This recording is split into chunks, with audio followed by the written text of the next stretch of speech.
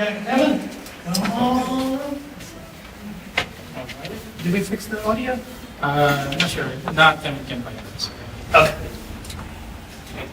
Hello everyone, how are you? My name is Kevin Park. Unfortunately, my co-PI, Nayoung Kim, Dr. Kim couldn't be here. She's in Korea. So I'm chair of the department at the New Institute of Technology in short-term, NYIT.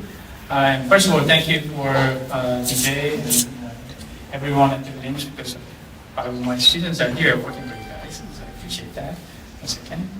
I'm going to jump into this. Okay, so today, basically we're going to cover one of our project that research project that we've been working on, and it's a little early to talk about this because we're still gathering the content and the data, analyzing data, but why not? Okay, so since they're here, our team, 5 of our students are here. Thank you. Okay. So this is based on the TRT grant, and we got 3 more grants based on this, and we move on. Okay, so this is our abstract. Can you read it? So the project is for building simulation training course for school counseling students in graduate school, and by going through the 3 different locations and the simulation to encompass their counseling competencies. That's basically the goal.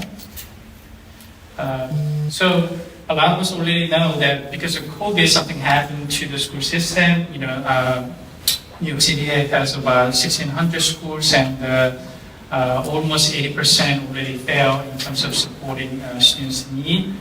In terms of ratio, maximum ratio is 250 students per 1 counselor, and right now they're already bypassing almost 460 together.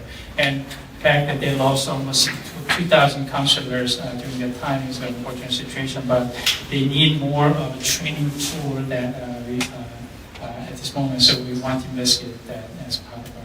So I'd like to introduce the purpose of our... Sorry, so since she couldn't be here, I asked her to record herself and get the play.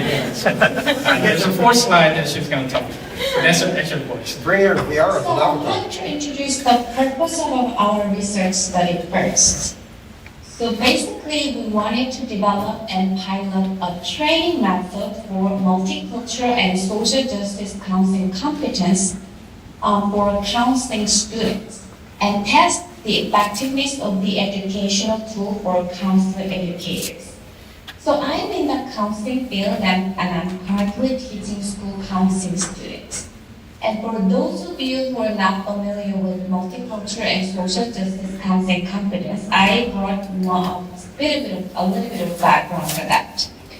So MSJCC has been emphasized as an essential competence for counselors because understanding our client's multicultural identity is very important. And we are working with individuals from diverse backgrounds, and we believe it's very essential to train our students. Our research study is a quasi-experimental design, meaning that there are 2 different groups. The first group is an experimental group where participants actually participated in the VR program. On the other hand, we also have a control group where participants did not participate in any virtual program. And we have 2 different virtual reality programs. And the first program is a group counseling session. For this one, each participant is a counselor who is facilitating a group counseling session in the virtual reality program. There are 5 to 6 students who are sharing their different concerns, including family relations. So this is one of the screenshots we can show you. By the way, we were running the demo, maybe afterwards, so you can test it as well. And the other virtual reality program is an individual counseling session where participants have to facilitate an individual counseling session. For this one, we had only 1 client who is an Asian high school student. And the student was sharing his concerns, especially for the peer relationship. He felt isolated because he's an Asian boy, so he shared his concern, and the participants have to support the student. And Okay.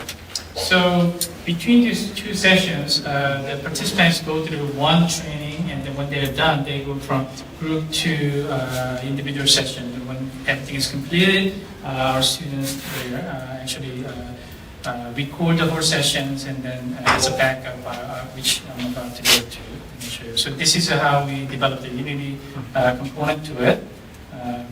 So the goal is not about surrounding or realistic goals, because we already talked to our participant about, do you want to talk to the real person versus animation or cartoon characters or not, and they really didn't care. It's more about repeatedness of it, and then we get to it. So the whole component that we want to focusing on was a conversation at the end of it, because at the end, environment matters, but at the end, what they say to that each situation matters. So our interest was collecting this data, and then when you go back to transcribe, we can identify what they actually said it and how they said it, and we can repeat it and go back to individual students. How was your reaction? Why did you say a certain way versus the other way, and etc. So this is what it looked like. Oops, sorry.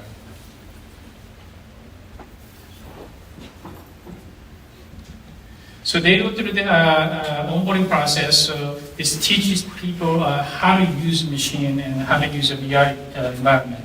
So we done a lot of testings before this grant project. So we have multiple projects going on, and we realized our participants spend too much time on VR itself, which doesn't help us. So we try to eliminate those things by training them. This is exactly what you're going to go through. Our interest is on your voice, how you interact with this process. So we create this situation where they instruct to say something and then respond to it and listen to what they are hearing and etc.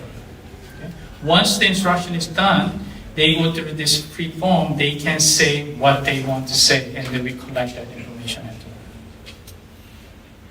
So this is an individual session. I'm doing okay. Oops, sorry. We'll get to that later. Yeah, so at the end, this is a collection of the recordings we collect.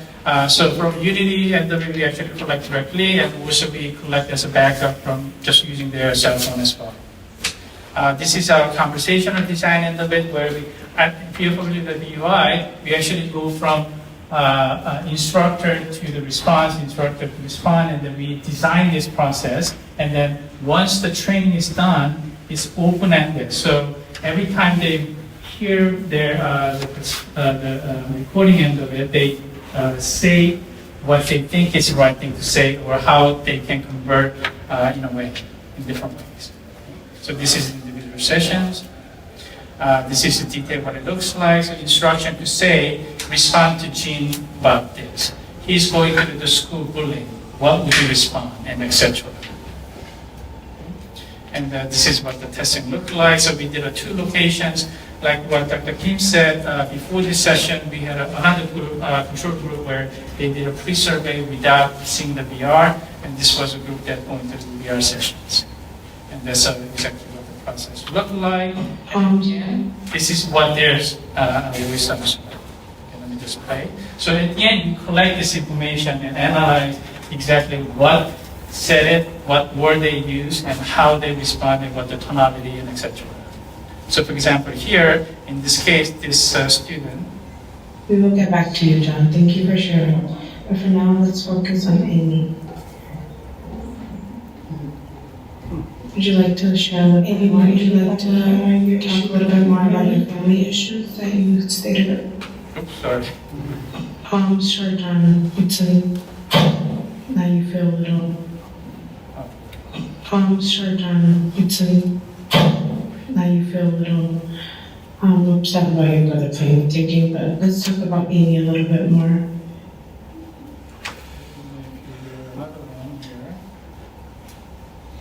Amy, would you like to talk a little bit more about your family issues that you stated earlier?